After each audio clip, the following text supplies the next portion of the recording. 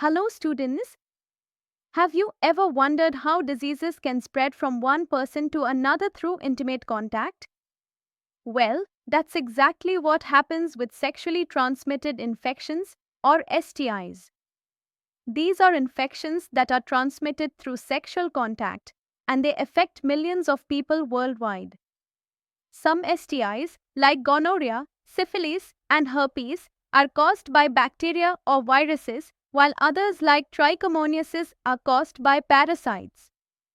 Just like how a virus spreads through a community, STIs spread in a similar way, often silently.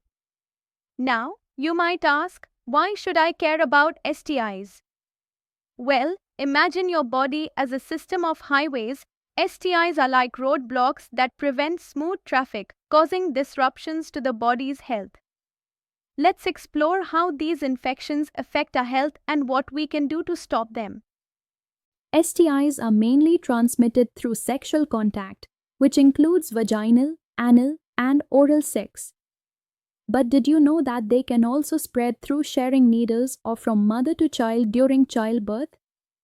Just like how a cold can spread when you're in close contact, STIs can move between people without any noticeable signs. Interestingly, many people who have STIs don't even know it because some infections don't show symptoms right away.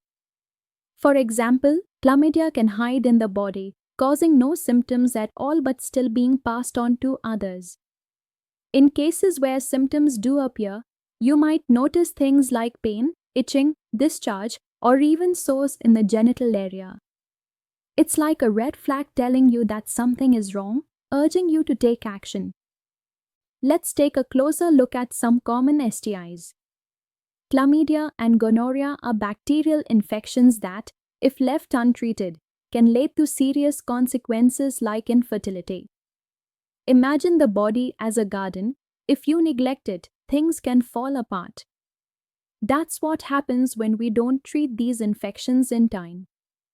Then there's syphilis, which has 4 stages, from painless sores to rashes and internal damage if ignored. It's a sneaky infection that can cause major damage if not managed. And herpes, this is a viral infection that shows up as painful blisters and keeps coming back in periodic outbreaks. Unfortunately, herpes stays in your body for life. Finally, we have HIV/AIDS, a viral infection that weakens your immune system over time, making you vulnerable to other diseases. Think of it as a system-wide failure where your body's defenses are too weak to protect you anymore. Each of these infections requires careful management, just like how regular maintenance is crucial to keeping any system working smoothly. Now, you might be wondering, how can we prevent STIs? The good news is that there are safe practices we can follow. One of the most effective ways to reduce the risk of STIs is by using condoms. Condoms act as a barrier, preventing the exchange of bodily fluids that carry these infections. But that's not all.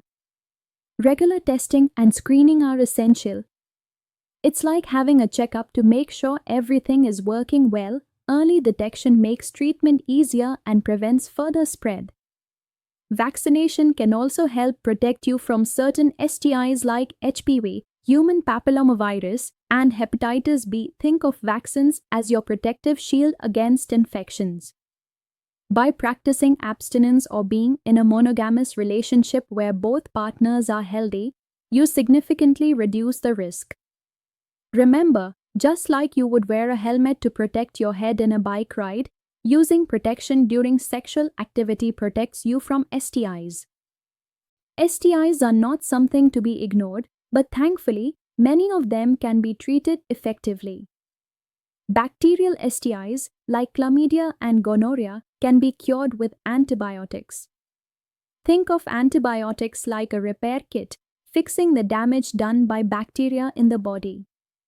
For viral STIs, like herpes and HIV, while there is no complete cure, antiviral medications can help manage symptoms and reduce outbreaks. It's like putting a system in place to control an ongoing issue so it doesn't overwhelm you. The earlier you get treated, the easier it is to manage these infections. Treatment helps you get back on track, just like a tune-up keeps your car running smoothly. STIs don't just affect the body, they also affect how we think and feel about ourselves. Many people with STIs face stigma or discrimination, which can prevent them from seeking help. It's important to create a non-judgmental environment where people feel comfortable seeking care. STIs can also have a psychological impact, leading to anxiety or depression, especially if someone feels ashamed or embarrassed. It's like dealing with a difficult problem. Having the support of others makes a huge difference. We need to remember that anyone, regardless of their background, can be affected by STIs. The more we talk openly about it, the more we can prevent the spread and reduce stigma. Let's quickly review what we've learned about STIs. These infections spread through sexual contact and can lead to serious health problems if untreated. Some, like chlamydia and gonorrhea, are treatable with antibiotics, while others, like herpes and HIV, require ongoing management. Prevention is key. Using condoms, getting regular tests, and getting vaccinated are your first lines of defense.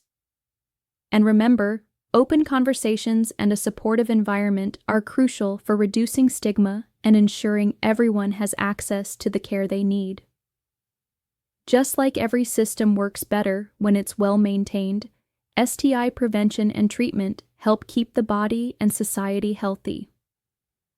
I hope this session has given you a better understanding of STIs and how to protect yourself and others. See you in the next fascinating lesson.